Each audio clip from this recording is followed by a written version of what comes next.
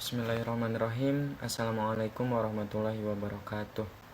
Perkenalkan, nama saya Fahmi Ali dengan NPM 2020 4357917. Jadi di sini saya akan mempresentasikan tentang sistem yang sudah saya bangun, yaitu sistem pendukung keputusan untuk menyeleksi siapa saja yang berhak mendapatkan bantuan operasional sekolah di SD Negeri Cijambu.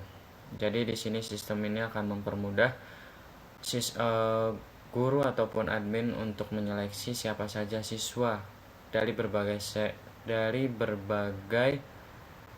sudut pandang yang berhak untuk mendapatkan bantuan operasional sekolah ini. Jadi di sini sistemnya saya buat lebih sederhana, di mana guru dapat dengan mudah untuk menginput kriteria yang dibutuhkan, menginput siapa saja alternatif yang masuk ke dalam sistem ini, dan juga menghitung kalkulasi daripada metode simple additive weighting ini. Dan lalu di sini juga saya membuat laporan-laporan dari setiap kriteria, alternatif, hasil perhitungan, dan juga hasil dari sistem ini yang memberikan informasi siapa saja yang berhak untuk mendapatkan bantuan operasional sekolah ini. Oke, jadi yang pertama itu ada kriteria, di mana kriteria ini adalah sebagai data master akan menginput tolak ukur apa saja yang bisa dijadikan acuan untuk menghitung siapa saja yang berhak untuk mendapatkan bantuan operasional sekolah ini. Jadi ada beberapa hal. Yang pertama itu nama kriterianya, kemudian ada bobot kriteria dan atribut kriteria. Nama-nama kriteria yang sudah ada di sini, yang pertama prestasi akademik, kehadiran, kondisi ekonomi, partisipasi ekstrakurikuler, kedisiplinan, dan penerimaan beasiswa. Kemudian perlu dicatat di sini ada bobot, di mana bobot ini menentukan prioritas daripada kriteria-kriteria tersebut. Di sini sudah tertulis ada yang 25, 15, 20, 10, 15, dan 15. Kemudian yang terpenting juga di sini ada atribut, di mana setiap kriteria tersebut memiliki atribut-atribut yang jenis atributnya ada dua, yaitu benefit dan juga cost. Nah, benefit adalah di mana semakin besar kriterianya, semakin besar nilainya maka akan semakin bagus. Sedangkan cost itu semakin sedikit nilainya maka akan semakin bagus. Oke, kita langsung input data atau tambah data. Nah, di sini yang diinputkan tadi sesuai yang tadi ditampilkan. Yang pertama nama, kemudian bobot, dan yang ketiga ada atributnya. Nama kita kasih contoh misalnya jarak tempuh dengan bobotnya 10. Karena jarak tempuh, semakin jauh jarak tempuhnya maka akan semakin bagus, maka ini termasuk ke dalam benefit. Kita simpan kriterianya. Oke, data berhasil disimpan. Kita masuk kembali ke menu data kriteria. Nah, jarak tempuh udah masuk ke tampilan ini dengan bobot 10 dan dengan atributnya benefit. Kita langsung masuk kepada siapa saja yang akan masuk ke dalam perhitungan ini, dimana kita sebut sebagai alternatifnya.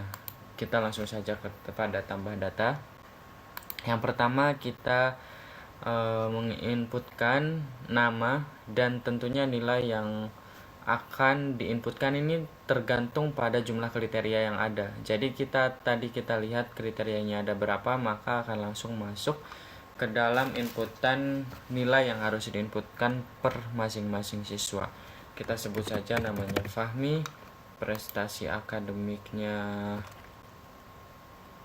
lumayan, kehadirannya 1, kondisi ekonominya 2, kondisi ekonominya 2, partisipasi ekstrakurikulernya 2, kedisiplinannya bagus, penerimaan beasiswa sebelumnya belum pernah maka kita kasih nilai 0 atau minimal 1.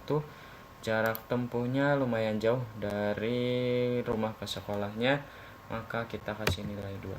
Kita langsung tambah data. Nah, data berhasil disimpan.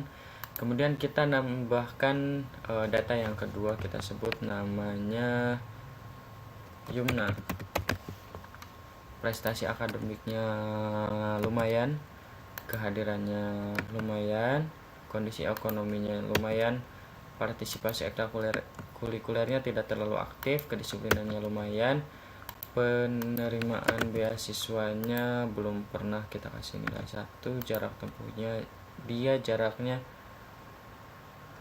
lumayan jauh, kita tambah data. Oke, kita masuk ke data yang ketiga. Nah, kita kasih nama Furqon. Prestasi akademiknya biasa saja, kehadirannya bagus, kondisi ekonominya bagus, partisipasi ekstrakurikulernya lumayan, kedisiplinan lumayan, penerimaan beasiswa belum dapat, jarak tempuh dia dekati sekolah, kita tambah data. Oke, semua alternatifnya sudah dimasukin dan nilai-nilainya sudah masuk ke dalam nilai alternatif. Maka kita masuk ke hitung. Nah, ini hasil perhitungannya, dimana hasil normalisasi matriksnya, kemudian hasil pemilihan penerima bantuan operasional sekolahnya, kemudian yang terakhir goals daripada pembuatan sistem pendukung keputusan ini, yaitu hasil. Nah, dari sini kita bisa tahu kalau yang pertama yang paling berhak untuk mendapatkan beasiswa bantuan operasional sekolah ini yang bernama Fahmi, kemudian yang kedua Yumna, dan yang ketiga Furqon. Jadi seperti itu hasil dari perhitungan ini lalu akan memperlihatkan atau memberikan data yang berbentuk informasi tentang siapa saja yang berhak untuk mendapatkan bantuan operasional sekolah. Kemudian dari hasil perhitungan ini, dari hasil sistem ini dapat memberikan laporan di mana ada laporan kriteria, laporan alternatif, laporan hasil perhitungan, dan hasil dari analisa atau hasil dari decision making ini siapa yang berhak mendapatkannya itu bisa di-download dan berbentuk PDF. Oke, kita coba download dari kriteria dulu. Oke, data kriterianya sudah masuk. Di sini kriteria yang tadi termasuk bobotnya dan termasuk ke dalam benefitnya ini bisa menjadi informasi atau laporan kepada atasan dari, mungkin bisa kepada kepala sekolahnya, dan di sini juga ditandatangani oleh kepala sekolah. Oke, kemudian ada laporan dari alternatif. Nah, kita bisa mengetahui secara langsung berbentuk dokumen atau berbentuk PDF siapa saja yang berhak untuk siapa saja alternatif atau siswa-siswa yang sudah masuk ke dalam sistem ini atau yang kita sebut dengan nama alternatif. Sama di sini juga ada tanda tangan kepala sekolah. Kemudian ada hasil perhitungan. Kita bisa download juga hasil perhitungannya, dan hasil perhitungannya seperti ini. Oke, kemudian hasil dari analisa ini bisa kita download juga dan berbentuk PDF juga. Nah, ini hasilnya seperti ini. Nah, di sini juga udah ada informasinya, ada ranking 1, 2, dan 3. Baik, kurang lebih seperti itu sistem yang sudah saya bangun mengenai sistem pendukung keputusan penerimaan bantuan operasional sekolah di Sekolah Dasar Negeri Cijambu. Kurang lebihnya saya mohon maaf. Terima kasih atas perhatiannya. Wassalamualaikum warahmatullahi wabarakatuh.